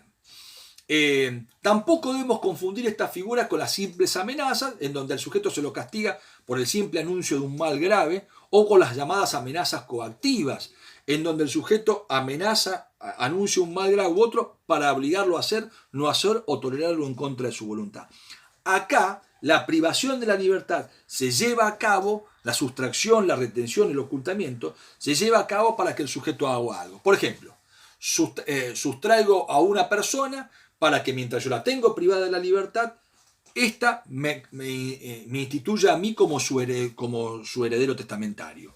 O, por ejemplo, un delegado gremial, como dice la jurisprudencia, en el marco de un conflicto también laboral, retiene al personal gerencial de un establecimiento para que se advenga a incrementar el monto salarial a los trabajadores o para que mejore las condiciones de higiene y seguridad respecto del mismo, ¿no es cierto? La jurisprudencia en este caso, más allá de que algunos autores hablan de que esta conducta estaría amparada por el derecho de huelga, ha rechazado este tipo de proceder, por ejemplo, con el argumento de que nunca se puede cometer un delito para alcanzar objetivos que pueden ser loables y amparados por el derecho laboral. O, por ejemplo, cuando se obliga al personal de un establecimiento a permanecer en el interior del mismo a cambio de la obtención de ventaja laboral de cualquier naturaleza. Es decir, si alcanza el objetivo buscado, se incrementa el monto de la pena, ¿no es cierto? Pero si no lo alcanza, el hecho de sustraer, retener u ocultar en esas condiciones opera esencialmente como agravante. En la segunda parte del artículo 142 bis se contempla la problemática emergente de determinadas modalidades de incremento de pena por el resultado, por las características del sujeto activo y por el medio coercitivo elegido. El monto de la pena será de 10 a 25 años. Fíjense que hay un incremento de pena que es superior incluso al del homicidio simple, que tiene un rango de 8 a 25 años. Acá se ve el primer desajuste derivado del injerto emergente de esta modificación coyuntural de nuestro Código Penal. Dice, si la víctima fuera una mujer embarazada, un menor de 18 años de edad o un mayor de 70 años de edad. Bueno, mujer embarazada. Antes hablaba el viejo 142, hablaba de mujer simplemente. Ahora debe ser una mujer, es decir, que hay que probar de que el sujeto, que es primero, que el sujeto pasivo conocía el estado o situación de gravidez de la mujer. En caso de que existiese una duda, se admite el dolo eventual respecto a la modalidad agravada, pero debe estar embarazada. ¿Cuál es el fundamento? La situación de vulnerabilidad en que se encuentra quien está inmersa en una situación de gravidez, en donde su capacidad de resistir o no frente a la acción de compelimiento por parte de la gente se ve reducida sin ninguna duda en función de la necesidad de proteger al niño que la mujer lleva adentro. Entonces, este es el fundamento del agravante. Pero el estado de embarazo debe ser conocido por el agente. Y si no es conocido y existe duda respecto a que esté embarazada e igualmente emprende, el dolo eventual es admitido respecto de esta modalidad agravada. Se trata de un menor de 18 años de edad. También en este caso se habla de que tanto un menor de 18 o un mayor de 70 se encuentran en situación de vulnerabilidad en razón de minoridad el primero y de la vejez el segundo. Caramuti, al analizar el agravante de esta figura, sostiene que no se aplicaría el caso cuando el delito es cometido por un mayor de 16 a título de autor y menor de 18 en el primer caso o una persona mayor de 70 en el segundo, porque no se daría la situación de vulnerabilidad, ¿no es cierto?, y de aprovechamiento de inferioridad por minoridad o por vejez de parte del sujeto pasivo. Esta postura no ha sido tomada mayoritariamente por la doctrina. Quien sostiene que basta acreditar, ¿no es cierto?, que es un menor de 18 o un mayor de 70, con lo cual con 70 años se aplica el agravante y con 18 no se aplica el agravante, ¿no es cierto?, para que opere el incremento del monto de la pena. Si existe algún error respecto de la edad del sujeto pasivo, ¿no es cierto?, y derivará la aplicación del agravante hacia alguna de las dos modalidades del primer párrafo de la figura, hacia alguna de las dos modalidades del artículo 142 del Código Penal. 142 bis, del primer párrafo del Código Penal. Perdón la desprolijidad. Segundo supuesto, si el hecho fuere cometido en la persona de un ascendiente, de un hermano, del cónyuge conviviente o de otro individuo a quien se deba respeto particular. Acá me remito a lo expuesto respecto a la figura de la privación ilegítima de la libertad del artículo 142. Simplemente fíjese que se agrega la figura del conviviente, con lo cual para Ledesma estaría incorporándose una protección específica respecto de aquel que está unido al sujeto activo en función de una unión de hecho, un concubinato, o una unión convivencial, o una relación de pareja más o menos estable, aunque ese supuesto ya hemos visto que también ingresaría dentro del giro específico utilizado por el inciso, u otra persona a la cual se le deba respeto particular. Acá Me remito a lo que he explicado en su momento respecto de la figura precedentemente trabajada. Si se causare a la víctima lesiones graves o gravísimas, acá tampoco no hay ningún inconveniente. Es decir, si se da alguna de las lesiones, si como consecuencia de la sustracción, de la retención o del ocultamiento se dan alguna de los resultados enumerados en los artículos 90 y 91, ¿no es cierto? Acá se aplica el agravante. Y teniendo en cuenta la excesiva penalidad, algunos de esos resultados, para que se aplique el agravante, no tienen que haberse provocado a título imprudente o culposo, sino a título de dolo eventual, ¿no es cierto? Y debe haber una conexión objetiva con la acción de sustracción, de retención y ocultamiento, pero también un vínculo subjetivo con ese resultado derivado del hecho en que la gente, cuando sustrae, retiene u oculte, se le represente como probable o como posible que como consecuencia del encierro, de las condiciones de implementación del mismo, de la situación particular de la víctima que él conozca, derive algún daño de los enumerados en los artículos 90 y 91. Si como consecuencia de la sustracción, de la retención y del encierro, instrumentado en condiciones deplorables, pero sin con un propósito ni siquiera representado a título de probabilidad o posibilidad de provocar algún daño, sobreviene alguno de ellos, acá estaríamos hablando de una privación ilegítima de la libertad del primer párrafo del 142 bis en concurso real o ideal, según el caso, con las lesiones culposas del artículo 94. Es decir, el resultado que oficia como agravante, que amerita la aplicación del inciso que estamos analizando, debe ser un resultado querido por el autor, ¿no es cierto?, con una convergencia objetiva y subjetiva con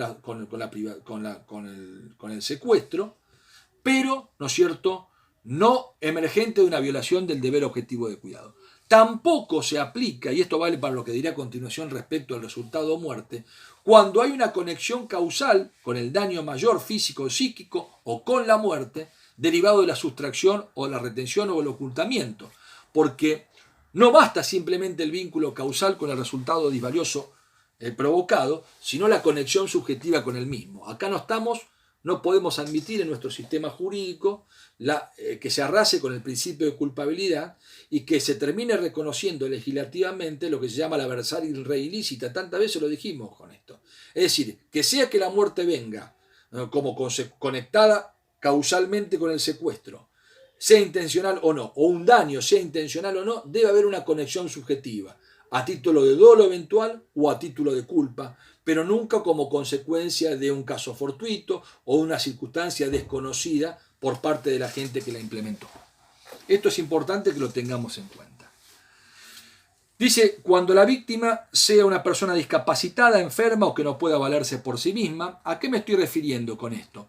Una persona discapacitada es una persona que no cualquier discapacidad amerita la aplicación del agravante. Hay que tener en cuenta el caso concreto.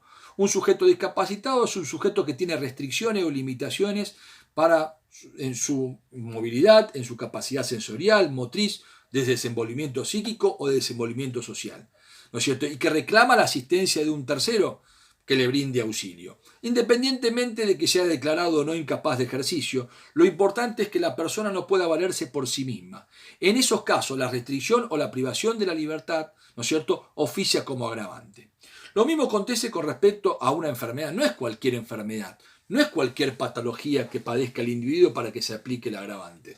Debe ser una enfermedad con cierta relevancia, con cierta importancia, que genere una situación de desamparo y de dependencia de parte del sujeto que la aporta respecto a un tercero. Eso debe ser aprovechado con el agente para que se aplique el agravante. Dice, enferma o que no pueda valerse por sí misma. Hay de alguna manera la expresión, ¿no es cierto?, resume lo que estoy diciendo. No es cualquier incapaz, no es cualquier sujeto enfermo. Debe ser alguien, ¿no es cierto?, que por sí mismo no puede conducirse, que tenga severas restricciones a su capacidad, a su aptitud para desenvolverse, porque tiene privaciones motrices, privaciones físicas, ¿no es cierto?, privaciones en sus sentidos o en su aptitud para su desenvolvimiento social. Eso es aprovechado y refleja una mayor dañosidad en el accionar del autor, porque el secuestro tiene como objeto de ataque un sujeto pasivo que está inverso en una situación de minusvalía. Entonces, eso es lo que fundamenta la aplicación del agravante. El inciso 5 dice, cuando el agente sea funcionario o empleado público, o pertenezca o haya pertenecido al momento de la comisión del hecho a una fuerza armada de seguridad u organismo de inteligencia del Estado. Bueno, acá también esencialmente basta la condición o la calidad del sujeto activo para que se aplique el agravante. Cuando hablamos de funcionario público, ¿no es cierto?, o empleado público, nos vamos al concepto de funcionario o empleado público del artículo 77 del Código Penal, que es toda aquella persona que por nombramiento de autoridad o por elección popular tiene a su cargo, desempeña en forma permanente o transitoria funciones inherentes al Estado, que ejerce la representación funcional del Estado, ¿no es cierto?, que integra alguna de las estructuras del Estado nacional, provincial o municipal. En nuestro sistema jurídico, el término funcionario equivale al término empleado público, es decir, son términos equivalentes. También el agravante nos habla de personal de una fuerza armada. Acá, conforme a la ley orgánica del personal militar, quedan incluidos quienes están prestando servicio, están desempeñando funciones activamente en el ejército, en la armada de guerra o en la aeronáutica, ¿no es cierto?, o reviste la condición de personal retirado. También quedan comprendidos el personal civil que interviene en la cadena de mando de las Fuerzas Armadas.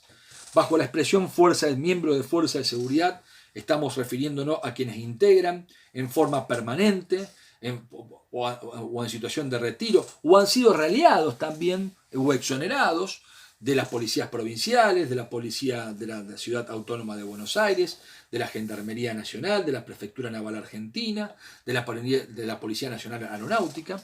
Se habla también de los integrantes de los servicios penitenciarios, sea provincial o nacional, ¿no es cierto?, o los integrantes de agencias de inteligencia, como por ejemplo la Agencia Federal de Inteligencia del Estado. Acá, para que se aplique el agravante, quiero ser claro, ya algo dije, pero fíjense cómo es el tipo legal.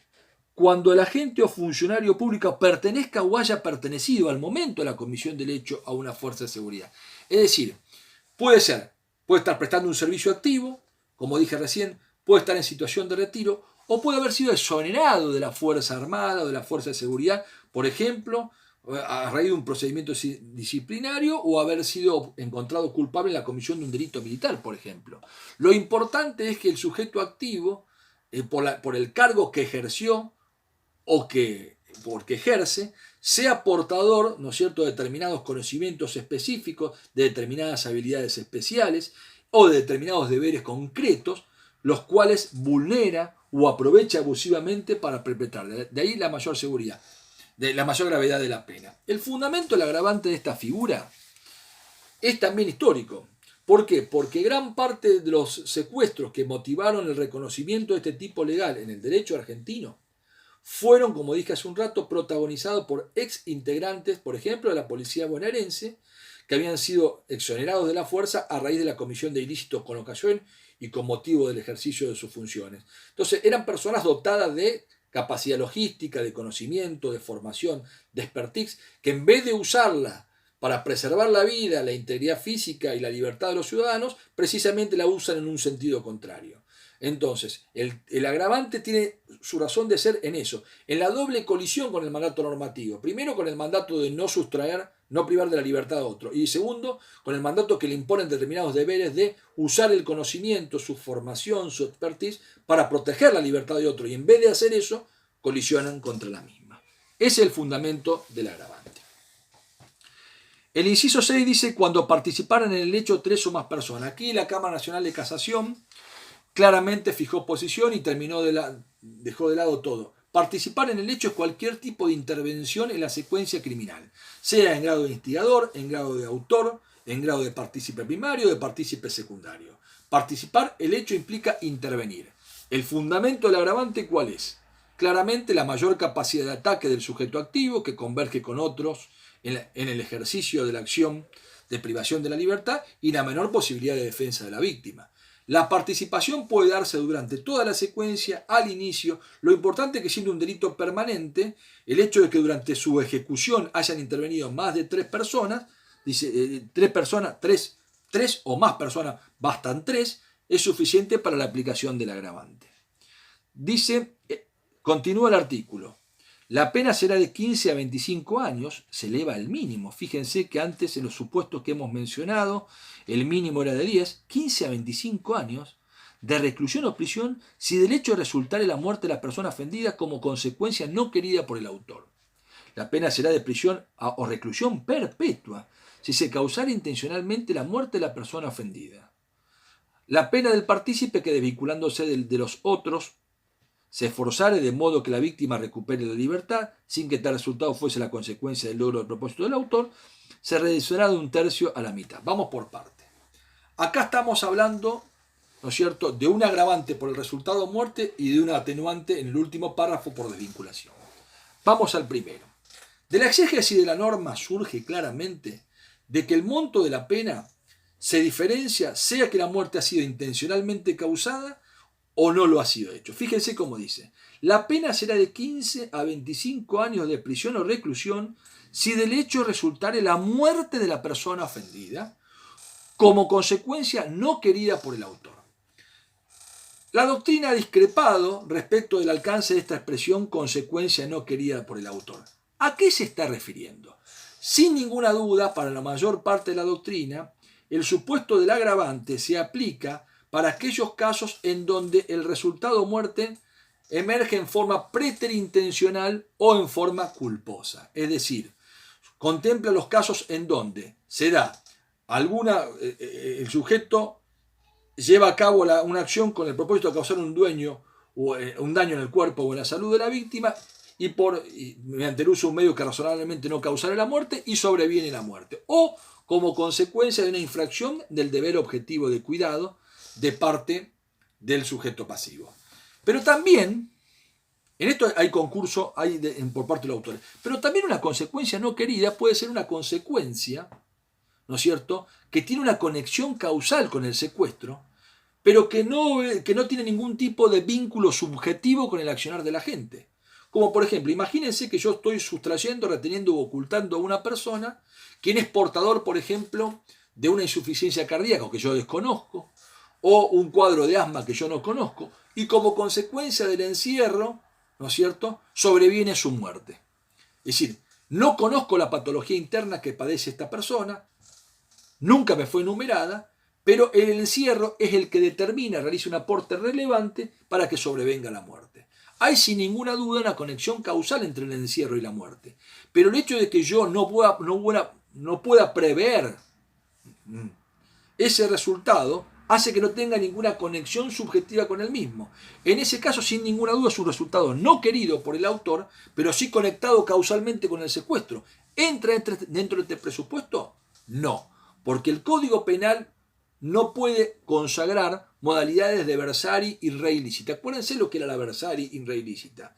Es una expresión muy aplicada en el derecho canónico, en el derecho de la Edad Media, que establecía que todo aquel que pone en marcha un acontecimiento causal realizado en función de un comportamiento ilícito responde por todas las consecuencias inmediatas, mediatas y accidentales que ese hecho genera. Porque aquel que generó la tempestad debe hacerse cargo de las consecuencias de la misma, más allá de que esas consecuencias ni siquiera eran previsibles y queridas. Era una suerte de responsabilidad objetiva. Eso es inadmisible para nuestro derecho penal, porque en nuestro derecho penal rige el principio de culpabilidad.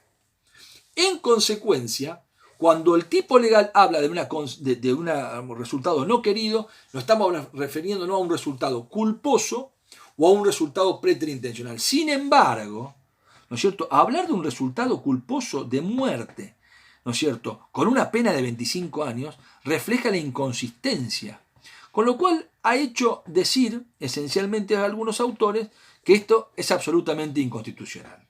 Dice, la pena será de prisión o reclusión perpetua si se causara intencionalmente la muerte de la persona ofendida. ¿A qué estaría apuntando la expresión intencionalmente? A la existencia de que la muerte es algo querido en forma inmediata o querido en función de la representación de la producción de la misma, ¿no es cierto?, o la aceptación de la provocación de la misma. Esto hay que analizarlo bastante interesante, porque parecería que si hay dolo directo de muerte, ¿no es cierto?, se le aplica la reclusión perpetua. Si hay dolo directo de muerte, es decir, el sujeto sustrae, retiene, oculta y luego mata. hay dolo directo de muerte. En ese caso no hay ninguna duda que se aplica la reclusión perpetua. Ahora, ¿hay intención cuando uno obra con dolo eventual? No hay intención directa, pero intencionalidad hay, porque el dolo es intención. Con lo cual, en este supuesto comprendería los actos de dolo directo o dolo eventual. La terminología del legislador es el problema. Porque uno también podría decir que obra con dolo eventual aquel que no quiere directamente el resultado, con lo cual entraría dentro del párrafo anterior.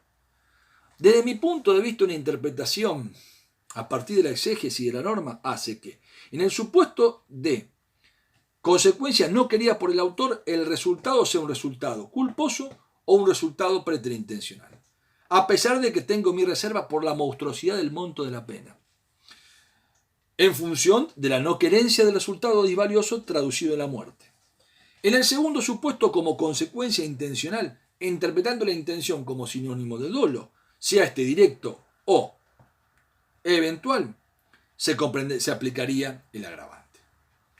Y el último párrafo hace referencia a un atenuante del monto de la pena, que es la desvinculación por parte de alguno de los sujetos que intervengan en el hecho. Vamos a leerla. La pena del partícipe que, desvinculándose de los otros, se esforzara de modo que la víctima recupere la libertad, sin que tal resultado fuese la consecuencia del logro del propósito del autor, se reducirá de 1/3 a la mitad. Es decir, el propio Código Penal establece un atenuante. ¿Quiénes pueden ser beneficiarios del atenuante? El partícipe. ¿Y quiénes serían partícipes? Todos aquellos que intervinieron en el hecho. ¿Cómo? Como instigador, como cómplice, como coautor. Cómplice primario o cómplice secundario. ¿Qué debe hacer? Debe desvincularse del hecho. ¿Cómo un sujeto se desvincula de un hecho? Por ejemplo, cuando a través de un comportamiento favorece que el sujeto pasivo se escape, o le da información a terceros respecto del lugar donde se encuentra alojada esta persona para que lo rescate, o que da información, por ejemplo, respecto del momento en el cual hay un relajamiento de la capacidad de control por parte de la persona que se encuentra privada de la libertad, etc. Lo importante de todo esto es de que haya una desvinculación. ¿Cuándo hay una desvinculación? Cuando el sujeto renuncia a la convergencia objetiva y subjetiva del hecho.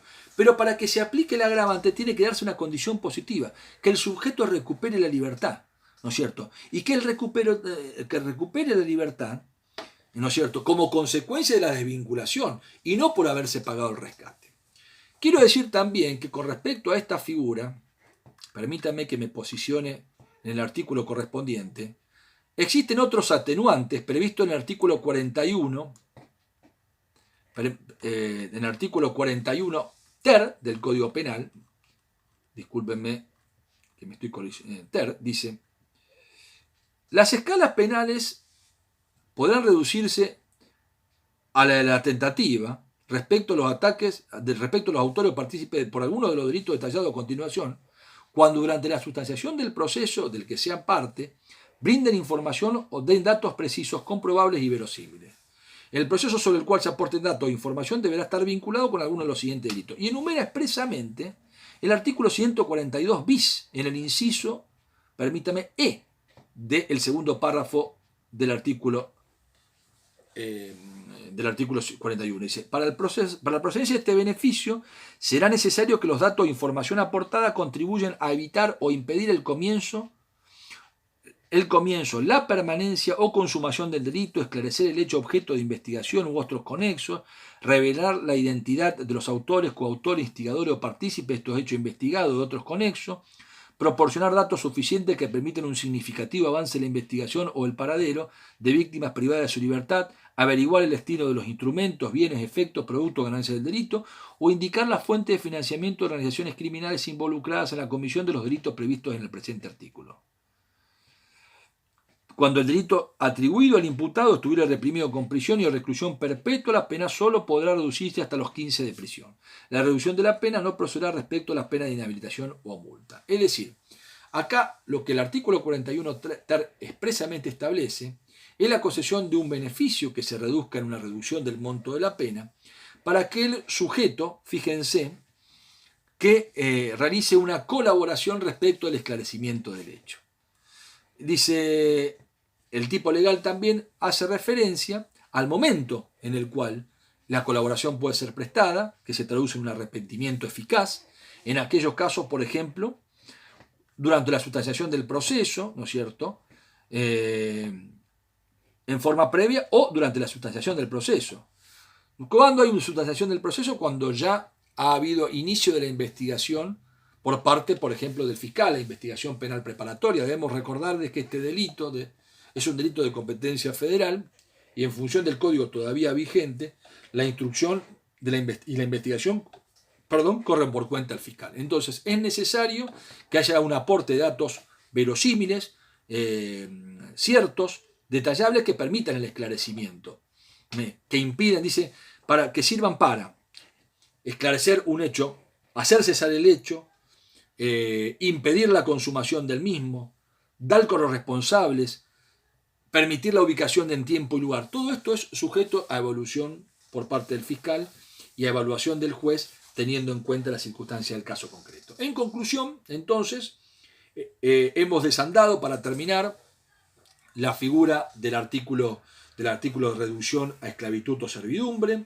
Hemos visto la figura de la privación ilegítima de la libertad con sus agravantes y hemos visto la figura del secuestro coactivo o compelimiento, también con su correspondiente agravante. La próxima charla va a versar sobre los delitos de desaparición forzada de personas y empezaremos a ver las modalidades de delitos de privación de la libertad o de restricción de la libertad ambulatoria que tengan como protagonista a los funcionarios públicos. Bueno, muchas gracias, espero que estén bien y bueno, estamos en contacto. Hasta luego.